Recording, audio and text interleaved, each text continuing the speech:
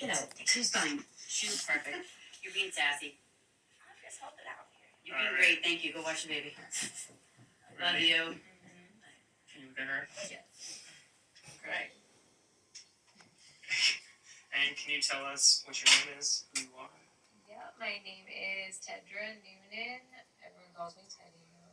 And I am a mother of a almost 12-year-old. I have a multitude of directions that I'm going in my life right now.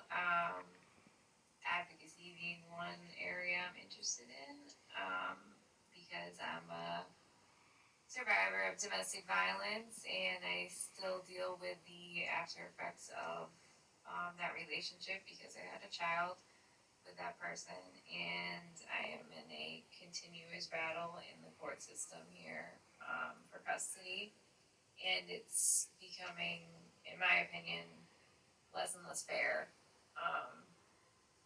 It's been about 10 years that I've gone to the same courthouse, and I was granted more rights, more time, more everything when I was consistently kind of relapsing. I had a substance abuse issue years ago, and I've been clean now for 7 years.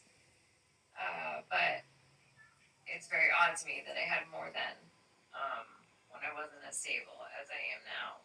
And I've had to fight tooth and nail. I've had to pay for multiple lawyers, trying to find the right avenue, trying to find the right lawyer, trying to find the right legal advocate for me, to start.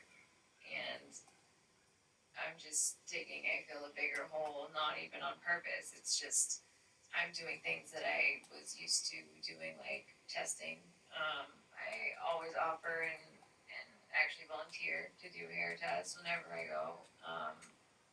And I used to go to Franny Medical Lab, which was the lab that this court used, and now they use a different lab.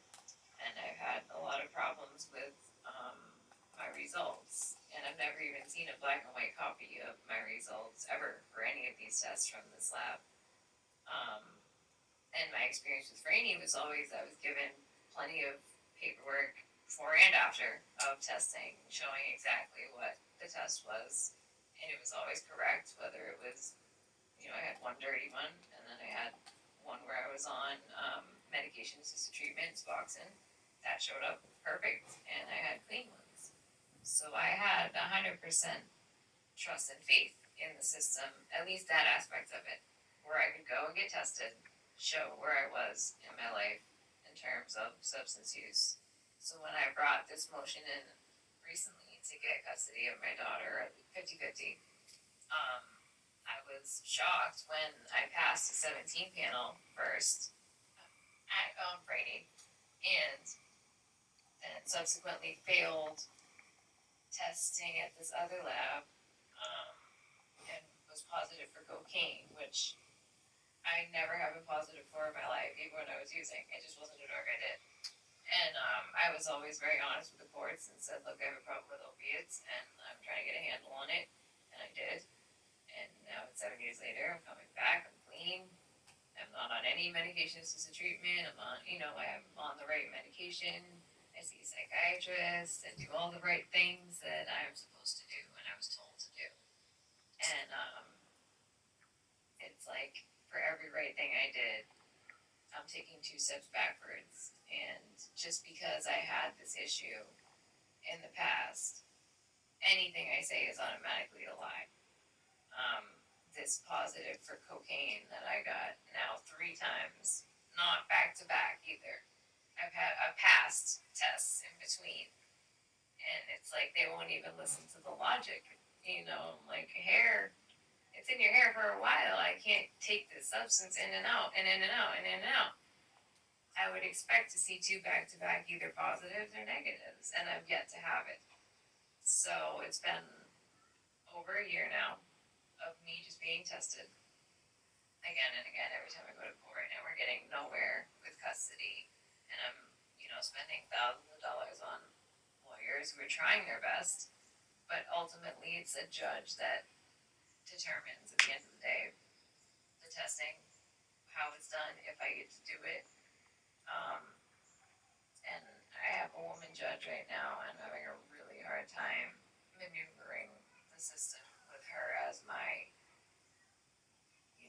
biggest obstacle. And I don't want that. I don't want to have to fight a judge. I want to be civil, and I feel like everything I've asked for is fair. I admitted I made mistakes in the past. I feel like I've paid my dues. Especially when it comes to my daughter, I've jumped through the hoops. I've listened to the restrictions and abided by them. And I just feel like now we're at a point where it's a judge letting a abusive man continue to control a situation. And I don't know how to get out of it. And it's like, I almost feel like my options right now are to pull out of the system completely because, like I said, now I have 3 dirty tests. I had no dirty tests before this, and I wasn't expecting it. And that was like one of the most devastating blows in this whole journey of being in the, family court system. It was like the one thing I thought I could put my trust into with this testing. All of a sudden, and I told my daughter, because the judge told me if you pass, these restrictions will be lifted, you'll be able to drive there again, you'll be able to go places, won't be supervised. All these things, all these walls that we've been encased in would be gone. And I was so excited because I was 110% sure we were going to get that. I'm like, I'm going to ace this test, and I got her all excited, and then it came back positive. And it was like the most frustrating thing for me because I'm like, what am I even doing? Why am I doing this? If I'm just going to keep hitting this roadblock and then also now have to deal with telling my daughter, guess what? None of these things that I said are going to happen because I failed a drug test and have to tell her I didn't actually do the drugs, how do you maneuver that? I'm trying to level with this judge and level with these even my probation officer does not care. I've had to do her job for her multiple times. She isn't, orders that are supposed to be faxed over to places. I end up faxing. My best friend ended up faxing one day because I had one day to do it and the probation officer just didn't do it. It was a test I had to take. And thank God she was out and she went to Staples and, we were living together at the time. So my court paperwork was at the house and I think that's how it happened. I think she could grab it, fax it over to where it needed to go. But had I not had that, I was standing in the middle of this, facility like 45 minutes away. And I'm like, this is not my job. So why am I doing it? And it's been continuously, like she just won't do anything for me. And it's overwhelming. And when you're disappointed time and time again, especially like Yes, hello. I'm hold on. I'm trying to do something.